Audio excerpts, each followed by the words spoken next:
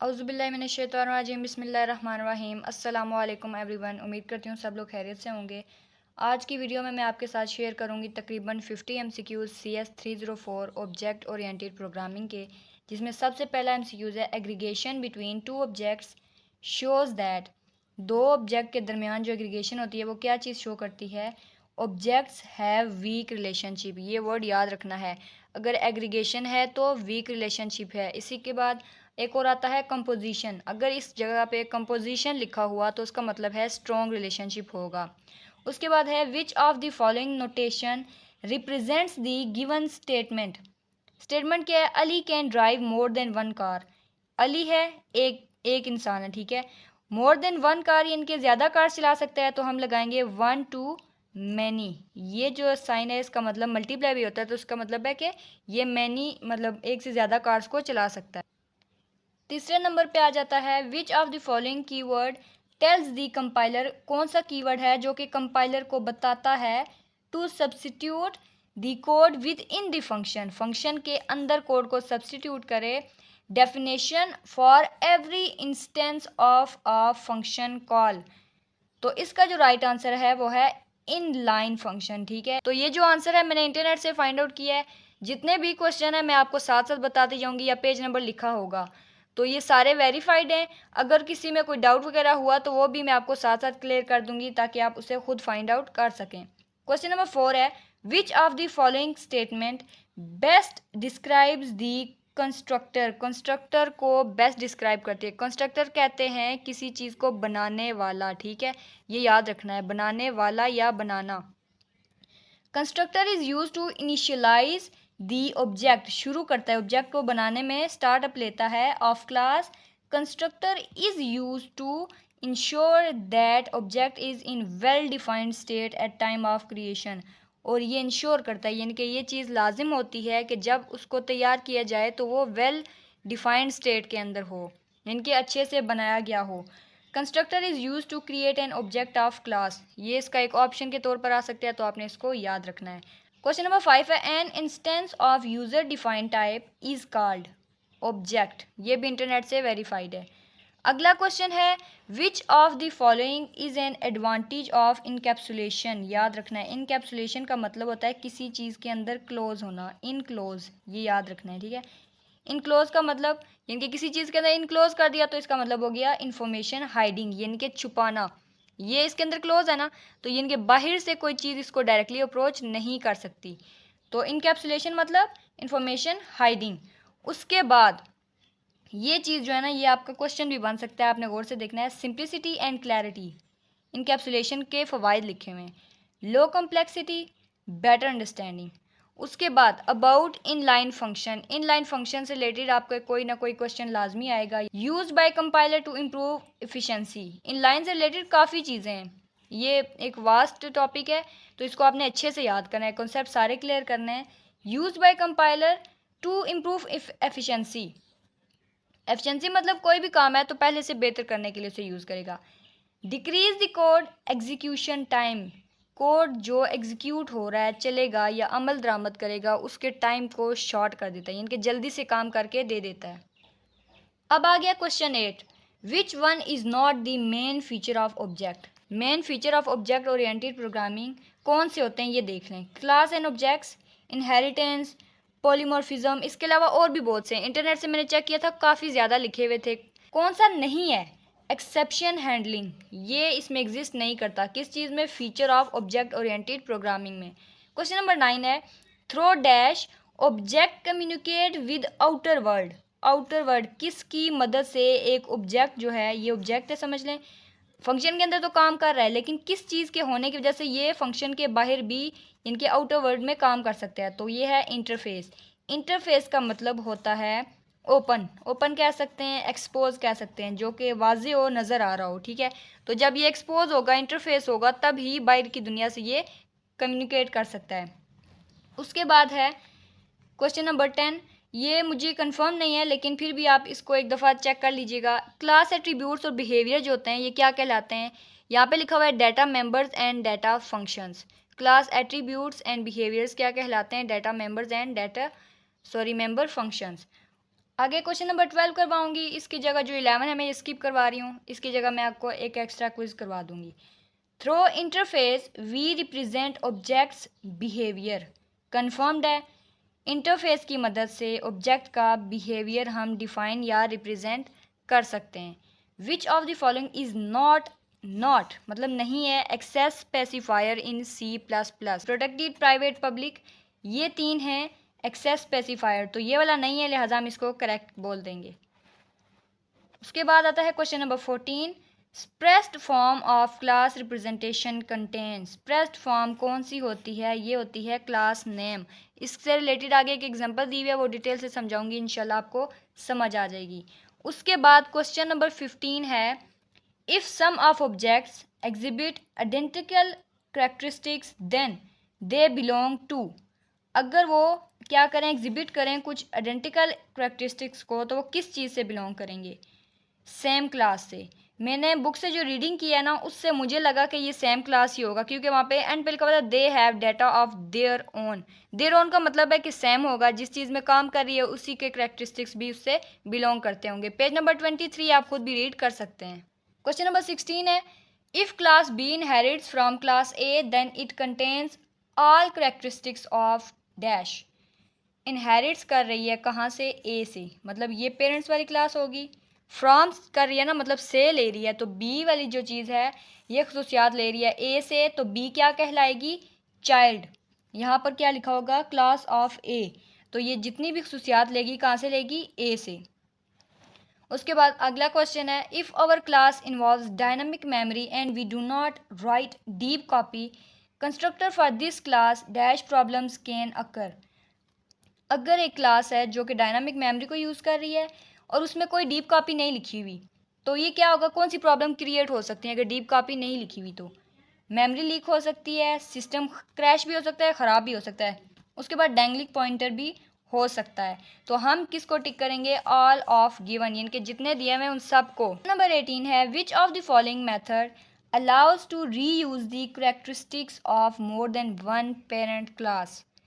कौन सी ऐसी चीज़ है या मेथड है जो कि दोबारा से इस्तेमाल करता है करेक्टरिस्टिक किसकी? एक से ज़्यादा पेरेंट क्लासेस की। तो ये है multiple inheritance.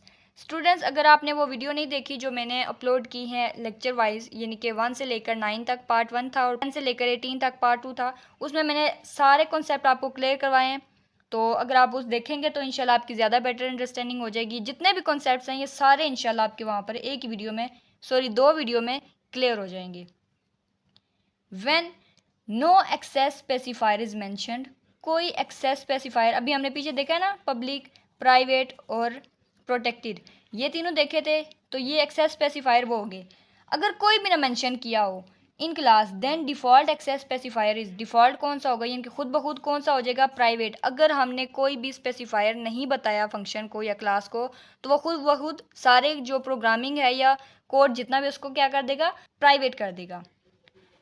Which of the following function can represent the members function of class student. तो इसका जो राइट आंसर है वो डी है, void set roll number, student roll number and semicolon. आगे है question number 21, how many objects can be created once a class is defined. कितने object बनाए जा सकते हैं एक दफ़ा अगर क्लास जनरेट कर दी जाए या डिफाइन कर दी जाए? तो इंटरनेट पे इसका जो आंसर मिला था, एज मैनी एज नीडेड, यानी कि थ्योरेटिकली नो लिमिट, इसकी कोई लिमिट नहीं है, लिहाजा जितने चाहते हैं आप बना सकते हैं। उसके बाद क्वेश्चन नंबर 22 है, suppose person is a class, which of following statement declare N object of class person. तो वो कौन सी चीज़ है जो कि डिक्लेयर करेगी object of class person? Create person object semi colon, ये इंटरनेट से मैंने कंफर्म किया था, आप भी कर लीजिएगा। क्वेश्चन नंबर 23 है, inheritance is a way to. Inheritance क्या चीज़ होती है? पेरेंट्स की खसूसियात चाइल्ड में चली जाएं, इसको बोलते हैं inheritance. Add features to existing classes without rewriting them. Inheritance मतलब यहाँ से पहले हमारे पास एक प्रोग्राम पड़ा हुआ है, उसको हम दोबारा यूज़ कर सकते हैं इसमें। आगे क्वेश्चन नंबर 25 है, suppose a class does not have any constructor. कोई क्लास है जिसके अंदर कोई भी कंस्ट्रक्टर नहीं है। What will happen when an object of this class is created. जब कोई कंस्ट्रक्टर हमने नहीं कॉल किया तो वो ऑटोमेटिक डिफ़ॉल्ट कंस्ट्रक्टर को करेगा। Compiler will call implicit default constructor. Default मतलब जो कि प्रोग्राम के अंदर पहले से सेट हुआ है उसी को यूज़ कर लेगा। और कॉल कौन करेगा? Compiler. 26 which of the following is the correct syntax of declaring static variable. इसका राइट आंसर है स्टैटिक इंट काउंट। ये चीज़ देखनी है, काउंट के बारे में पूछ रहे थे तो इसका राइट आंसर ये होगा। आगे question number 24, if you do not initialise static data member of a class in integer type. Integer type के अंदर आपने इनिशियलाइज नहीं किया किसी भी स्टैटिक डाटा मेंबर को, तो वो ऑटोमेटिक क्या काम करेगा? ज़ीरो को ले लेगा। ठीक है, नल नहीं करना, ज़ीरो करना है। उसके बाद dash is creating objects of one class in side another class. ऐसी कौन सी चीज़ है जो ऑब्जेक्ट बनाती है एक क्लास के जो कि दूसरी क्लास के अंदर एग्जिस्ट करते हों? That is composition. कंपोजिशन कह सकते हैं ये है एक बड़ी क्लास, इसके अंदर छोटी छोटी क्लासेस को एक साथ जोड़ दिया गया है, तो इस चीज़ को बोलेंगे कंपोजिशन ऑफ क्लास। और इसके जो रिलेशनशिप होता है कैसे शो करते हैं? हैज़ आ, इट हैज़ आ, इस तरह बोलते हैं इट हैज़ आ दिस, या आगे कोई भी जितना भी हो ना, ये क्विज बन सकता है इसलिए मैं आपको समझा रही हूँ। हैज़ आ ये आपने याद रखना है, तो ये कंपोजिशन की एक फॉर्म होगी। क्वेश्चन 29 है which of the following can be used as an alternative to static member. Static member की, ये वर्ड याद रखना है, स्टैटिक मेंबर की जगह अल्टरनेटिव दूसरा लफ्ज़ कौन सा है जो हम इस्तेमाल कर सकते हैं? Global variable. याद रखना है, ग्लोबल वेरिएबल इस्तेमाल कर सकते हैं लेकिन ये क्या होता है? इलीगल होता है, मतलब रूल्स के खिलाफ होता है, लेकिन कई दफ़ा हमें ज़रूरत पड़ती है तो इस वजह से हम इसे यूज़ कर लेते हैं। विच of the following stores the address. Stores the address word याद रखना है of variable that is pointer. Pointer हमारा जो होता है वो क्या करता है? सेव कर लेता है किसी भी एड्रेस को। Question number 31, what is the general syntax of overloading unary operator. Unary operator का जो सिंटैक्स होता है वो कैसा होता है? As a member function. Member function word read करना है, इसलिए बार बार कह रही हूँ वर्ड्स पे फोकस क्यों करना है। मेंबर फंक्शन लिखा हुआ है of the class. Member function क्या होगा? Type and operator OP and function. ये फंक्शन की निशानी होती है, जो ब्रैकेट होती है ना, ये फंक्शन की निशानी होती है, आगे सेमी कॉलन। अगर मेंबर फंक्शन होगा तो क्या लिखेंगे? Type and operator OP function या ब्रैकेट क्लोज और उसके बाद सेमी कॉलन। और साथ ही मैंने लिख दिया अगर नॉन मेंबर फंक्शन होगा तो फ्रेंड टाइप। नॉन मेंबर का मतलब ये मेंबर फंक्शन है ना, समझे एक घर के सारे लोग हैं, ठीक है, तो नॉन मेंबर फ्रेंड फंक्शन होगा। बाहर से कोई इंसान यहाँ पे इंटरप्ट कर रहा है तो इसका मतलब है ये फ्रेंड फंक्शन है, तो हम यहाँ पे क्या लिखेंगे? Friend type operator OP. बस उसी तरह बाकी सारी चीज़ें उसी की तरह होंगी, लेकिन ये ब्रैकेट के अंदर क्या लिखना है? टाइप एंड टी और आगे सेमी कॉलन। उसके बाद नेक्स्ट क्वेश्चन है 32, memory is allocated to non-static member when and only object is created। Memory तब नॉन स्टैटिक को एलोकेट करने के लिए इस्तेमाल की जाती है जब कोई नया जो ऑब्जेक्ट होता है उसे बनाया जाता है। The other name of specialisation is, most important है, स्पेशलाइजेशन के जो दूसरे नाम को क्या कहते हैं? Restriction. Consider the statement room has chair. एक कमरा है उसके अंदर चेयर पड़ी हुई है। Which of the following type of association. Association की टाइप्स, यहाँ से आप एक और चीज़ याद कर सकते हैं, एसोसिएशन की टाइप्स भी। बिटवीन रूम एंड चेयर, तो ये जो रूम है और ये जो चेयर है इस दोनों के दरम्यान में ताल्लुक़ क्या है? That is aggregation. एग्रीगेशन मतलब हम चाहें तो इस चेयर को उठा के बाहर भी रख सकते हैं, चाहें तो दोबारा अंदर रख सकते हैं, तो इस चीज़ को बोलते हैं एग्रीगेशन। और जो टाइप्स का मैंने बोला है ना, टाइप्स ऑफ एसोसिएशन, पहली है कंपोजिशन, एग्रीगेशन। मुझे कंफर्म नहीं है इनहेरिटेंस, लेकिन फिर भी आपने ये कंपोजिशन और एग्रीगेशन तो कंफर्म है, ये आपने लाजमी याद कर लेनी अगर क्वेश्चन आ जाए तो। How many objects are involve in the binary association. Binary association के अंदर कितने ऑब्जेक्ट्स जो हैं इन्वॉल्व होते हैं? दो। बाइनरी का मतलब ही दो होता है, तो आपको ये याद करने की ज़रूरत ही नहीं है, आपको पहले से पता होना चाहिए। In dash base class can be replaced by the drive class extension. Base class होगी पेरेंट्स, ये याद रखना है, ये आपका एक और क्विज है। और ड्राइव क्लास होगी चाइल्ड, ये एक और एमसीक्यूज बन गया आपका। बेस क्लास क्या होती है? पेरेंट्स। और ड्राइव कौन सी होती है? चाइल्ड। और ये क्या कह रहे हैं? Base class can be replaced, बदली जा सकती है ड्राइव क्लास से किस चीज़ के अंदर? एक्सटेंशन के अंदर या सब टाइप के अंदर। या एक्सटेंशन और सब टाइप एक ही चीज़ होती हैं। How many objects are involve in the n ary association. N ary, more then 3 या 3 हो सकते हैं या फिर 3 से ज़्यादा हो सकते हैं। ये इसका राइट आंसर है। Mermaid is an example of multiple inheritance. कैसे? मरमेड नॉर्मली हो सकता है कि वो वुमेन और फिश का कम्बिनेशन होती है, तो आप कह सकते हैं कि ये मल्टीपल इनहेरिटेंस है। आगे 40 पे आता है इंफॉर्मेशन हाइडिंग। किसी भी इंफॉर्मेशन को छुपा लेना कैन बी अचीव्ड थ्रो, किस चीज़ से किया जा सकता है? इनकैप्सुलेशन, ऑलरेडी बताया था मैंने आपको कि ये इनक्लोज कर देता है, या फिर अब्स्ट्रैक्शन। इन दो चीज़ों को यूज़ करके इंफॉर्मेशन हाइडिंग की जा सकती है। आगे the relationship between container and contained. Container, ये कंटेनर है, ठीक है। जो चीज़ रखती है ना किसी चीज़ को, उसको कंटेनर बोलते हैं। जो चीज़ अंदर रखी जाती है, समझिए ये कोई चीज़ अंदर रखी है, ठीक है, इसको बोलेंगे कंटेंट और इसको बोलेंगे कंटेनर। तो इन दोनों के दरमियान जो ताल्लुक है उसे क्या कहेंगे? एग्रीगेशन। जैसा कि पिछले आपने देखिए ना, एक रूम था, उसके अंदर चेयर पड़ी हुई थी, तो रूम जो था वो क्या था? कंटेनर। और उसके अंदर जो चेयर पड़ी हुई थी वो क्या थी? कंटेंड। लिहाजा वो क्या बन गया? एग्रीगेशन। उसके बाद आता है 42 पे, composition is dash relationship. Composition का जो रिलेशनशिप है वो क्या होता है? Part whole.